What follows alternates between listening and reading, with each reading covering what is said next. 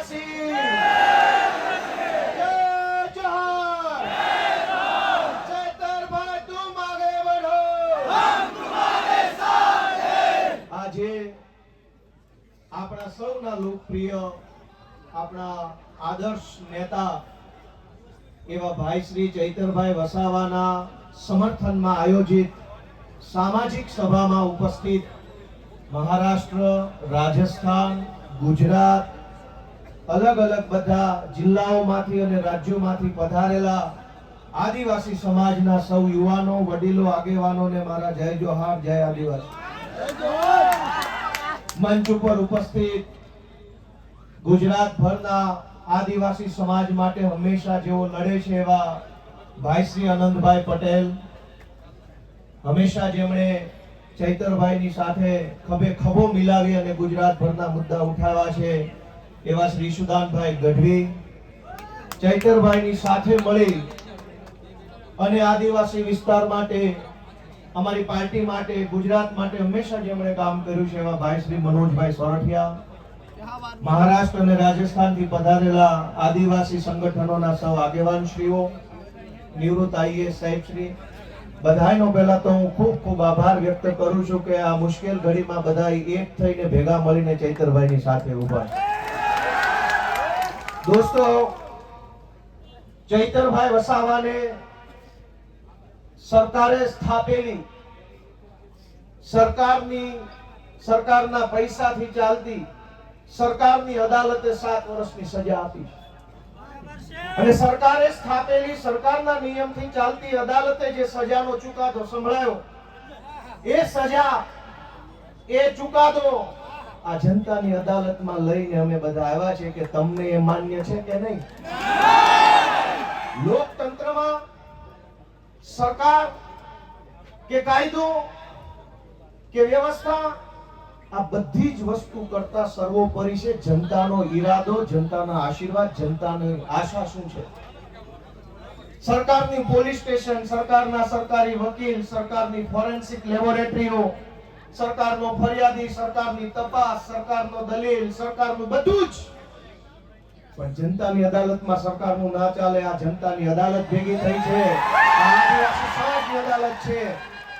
ચૈતરભાઈને સરકારની અદાલતે અને સરકારે ભેગા મળીને જે કાંઈ ન્યાય અન્યાય કર્યો, એનો સાચો ન્યાય આદિવાસી સમાજની અદાલતમાં થવાનો છે અને નિર્ણય આજે અહીંથી આપણે કરી જવાનું. દોસ્તો, સરકાર એમ કહે છે કે ચૈતર વસાવાને 7 વર્ષની સજા, આ જનતાની અદાલતના કરોડો ન્યાયાધીશો તમે અહીંયા ઊભા છો, તમે કહો તમે શું સજા કરશો ભાજપને? જો ભાજપની સરકાર ચૈતર વસાવાને 7 વર્ષની સજા કરે તો આદિવાસી સમાજની અદાલતમાં ભાજપને 70 વર્ષની જેલની સજા આપણે કરવાની છે. આવનારા 70 વર્ષ સુધી ભાજપનું બટન નહીં દબાવવાનું અને એને સજા આપવાનો નિર્ણય આજે આ જનતાની અદાલતમાં થવો જોઈએ. લોકશાહીમાં જનતાથી મોટું હોય કોણ? જનતાથી મોટું કોણ? જનતાથી મોટી પોલીસ નહીં, જનતાથી મોટું જંગલ ખાતું નહીં, જનતાથી મોટા મુખ્યમંત્રી પણ નહીં, સૌથી મોટી જનતા. અને જનતાએ નક્કી કર્યું કે અમારો નેતા ચૈતર વસાવા છે. દોસ્તો, એટલે આ સજા માત્ર ચૈતર વસાવાને નહીં, જનતાને છે આ સજા. કેમ કે જનતાએ નક્કી કર્યું ને અમારો નેતા ચૈતર વસાવા. તો કરોડો લોકોને જે ચૈતર વસાવા ઉપર વિશ્વાસ છે, કરોડો આદિવાસીઓને જે ચૈતર વસાવાની ઉપર આશા છે, એને જેલમાં પૂરવાનો અર્થ એ થયો કે કરોડો લોકોને ભાજપની સરકારે સજા આપી છે કે તમારી પાસેથી તમારો નેતા છીનવી લીધો. અરે ભાઈ સાહેબ, કેટલા વર્ષો પછી ભગવાનના આશીર્વાદથી, પ્રકૃતિના આશીર્વાદથી, વડીલોના આશીર્વાદથી, હજારો વર્ષો પછી એક લડાયક ચૈતર વસાવા જેવો નેતા આપણા ગુજરાતના આદિવાસી સમાજને મળ્યો. અનેક લોકો ધારાસભ્યો બન્યા, સાંસદો બન્યા આદિવાસી સમાજના મત આધારે, પણ આદિવાસી વિસ્તારોમાં ચાલતી નકલી સરકારી કચેરીઓ ઉપર પહેલી વખત બોલ્યું કોણ? વસાવા બોલ્યા. અનેક લોકો આદિવાસી સમાજના મતના આધારે સાંસદો, મંત્રીઓ બન્યા, પણ આદિવાસીઓની જમીન ઉપર વિવિધ કંપનીઓ લાવી આદિવાસીઓને ખદેડવાનું કામ કરતા હતા, એની વિરુદ્ધમાં પહેલો મજબૂત અવાજ ઉઠાવ્યો કોણે? ચૈતર વસાવાએ. આ કેવડિયામાં, તાપીમાં, છોટાઉદેપુરમાં, ડાંગ જિલ્લામાં ચારો તરફ કંપની કંપની, થર્મલ પ્રોજેક્ટ, ફલાણો પ્રોજેક્ટ, ઢેકણો પ્રોજેક્ટ. તમામ પ્રોજેક્ટના નામે આદિવાસીઓને ઘર વગરના, જમીન વગરના, શિક્ષણ વગરના, આરોગ્યની વ્યવસ્થા વગરના કરવાના ષડયંત્રને રોકવાનું કામ કર્યું કોણે? ચૈતર વસાવાએ કર્યું. અને સરકારના પેટમાં તેલ રેડાયું કે આ ચૈતર વસાવા આદિવાસીઓને કાં આટલો બધો જાગૃત કરે છે? કેમ આદિવાસી યુવાનોને જગાડે છે? કેમ સુતેલો આદિવાસી સમાજને જાગૃત કરવાનું કામ કરે છે? ચૈતર વસાવાનો ગુનો એ નથી કે જંગલ વિભાગના કર્મચારી સાથે બોલાચાલી કરી. ગુનો તો એ છે કે જંગલની જમીન તમારી છે અને તમને અપાવવાની છે, એવી જાગૃતિ સમાજમાં લઈને આવ્યા. ચૈતર વસાવાએ જો બીજા ભાજપના આદિવાસી નેતાઓની જેમ રૂપિયા બનાવ્યા હોત તો જેલમાં હોત કે ઘરે હોત? એક છે મોટા કદાવર આદિવાસી નેતા, 2000 કરોડનું મનરેગામાં કરી નાખ્યું. જેલમાં છે કે મેલમાં? આદિવાસીઓના મત લઈને, આદિવાસી વિસ્તારોની ગ્રાન્ટો ખાઈને 2000 કરોડ રૂપિયાનું બૂચ મારીને જો બેઠા હોત તો મેલમાં હોત. પણ જેણે આદિવાસીઓને પાય બચાવવાનું કામ કર્યું, આદિવાસી બાળકોના શિક્ષણ માટે લડાઈ લડ્યા, વિસ્થાપિતો માટે બોલ્યા, ગરીબ દીકરીઓ માટે બોલ્યા, તમામ પ્રકારની યોજનાના લાભ અપાવવા માટે બોલ્યા, એ ચૈતરભાઈને જેલમાં બોલ્યા. વિધાનસભામાં આજની તારીખમાં જેની ઉપર ગુજરાતની હાઈકોર્ટે આદેશ કર્યો હોય કે આ ધારાસભ્યો પર બળાત્કારની એફઆઈઆર નોંધો, જેની ઉપર બળાત્કારની એફઆઈઆર છે એ આજે વિધાનસભામાં છે. આજની તારીખમાં ધારાસભ્ય છે, જેલમાં નથી બળાત્કારના આરોપી. જેની ઉપર મનરેગા કૌભાંડનો 2000 કરોડનો આરોપ છે એ વિધાનસભામાં ધારાસભ્ય થઈને બેઠા છે. જેની ઉપર જમીનો પચાવી પાડવાનો કેસ ચાલે છે 200 કરોડનો, એ અત્યારે ધારાસભ્ય છે. ગુજરાતના તમામ ચોર, લુચ્ચા, લફંગા, લબાડ, તોડબાજ, બળાત્કારી, ભ્રષ્ટાચારી, હલકા ધંધા કરનારા બધા જ લોકો આલિશાન જિંદગી જીવે છે. અને એક મામૂલી ગુનાની અંદર ચૈતર વસાવાને 7 વર્ષની સજા.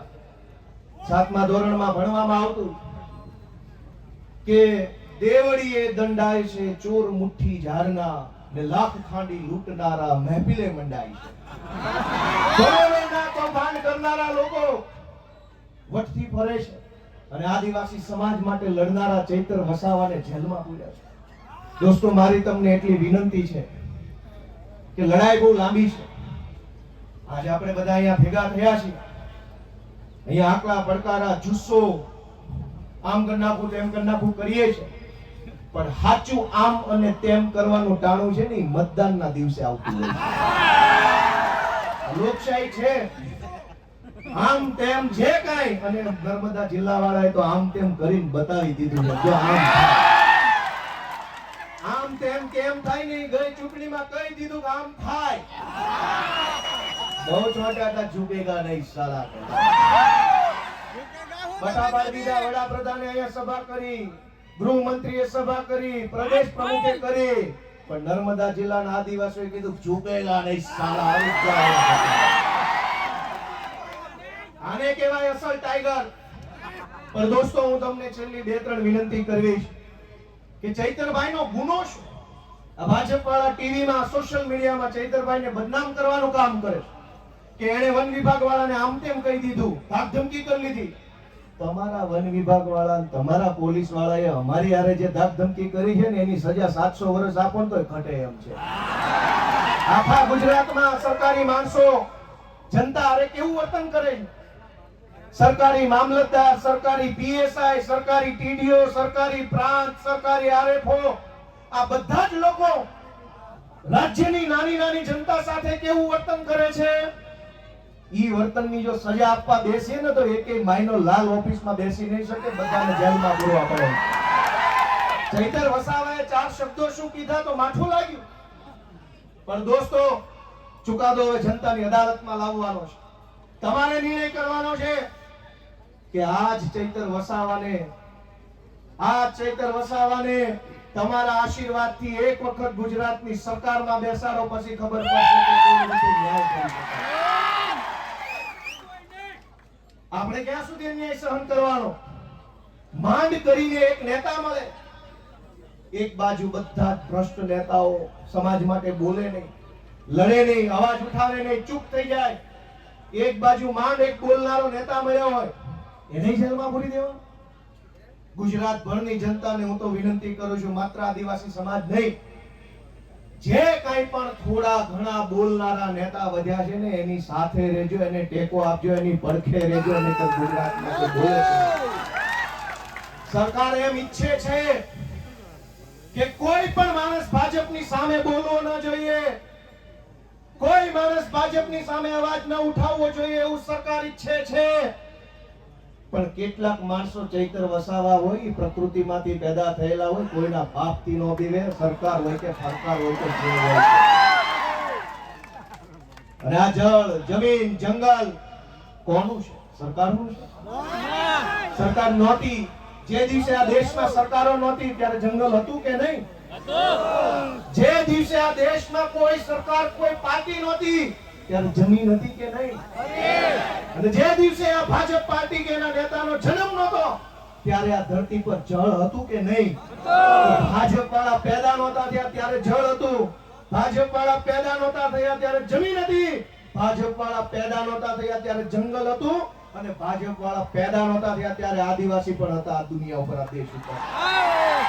તમારી પોલીસ, તમારું ફોરેસ્ટ, તમારા બધા માણસો એ તો હમણાં આવ્યા. આ તો સદીઓથી હાલતી આવતી વ્યવસ્થા છે ને એને સંભાળીને રાખનારો આદિવાસી સમાજ છે દોસ્તો.